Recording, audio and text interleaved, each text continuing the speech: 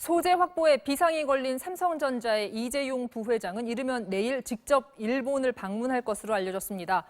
일본이 자동차나 화학 등 다른 업종에도 보복을 가할 가능성도 제기되면서 정부의 고심도 깊어지고 있습니다. 이어서 이지선 기자입니다. 365일 쉼없이 돌아가는 반도체 생산 라인. 수백 단계의 공정이 연속으로 이루어져 어느 한 부분만 멈춰도 생산 라인 전체가 멈춰서게 됩니다. 반도체 라인을 세워야 되기 때문에 공장을 세우면 엄청난 적자예요. 24시간 가동을 해야 됩니다. 업계에서는 삼성전자가 하루만 생산 라인을 세워도 약 1,000억 원의 피해가 발생한다고 보고 있습니다. 일본이 수출 규제에 나선 품목 가운데 감광액의 경우 차세대 반도체용만 포함돼 있어 일반 반도체 생산에는 문제가 없을 거란 관측도 나왔지만 업계의 판단은 다릅니다.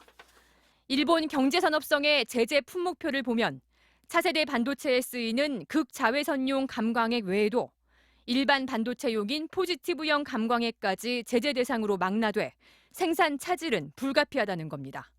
반도체 업계의 위기감이 하루하루 높아지고 있는 가운데 이재용 삼성전자 부회장이 이르면 내일 직접 일본을 방문할 계획인 것으로 알려졌습니다. 한일 외교 채널이 가동되지 않고 있는 가운데 이 부회장이 일본 재계와의 네트워크를 통해 다각도로 해법을 모색해보겠다는 취지로 해석됩니다. 이 부회장은 지난 4일 방한한 소프트뱅크 손정희 회장과도 수출 제재 문제에 대한 의견을 나눴습니다. Did you talk about the Japan's restriction on Korean exports? Yes, we talked a lot. 일본의 보복 조치가 자동차와 정밀화학 등 다른 업종으로도 번질 가능성이 제기되면서 정부도 국내 기업들을 접촉하며 제재 대상이 될 수 있는 품목 파악에 나섰습니다.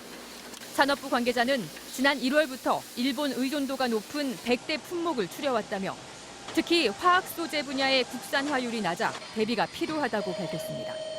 MBC 뉴스 이지선입니다.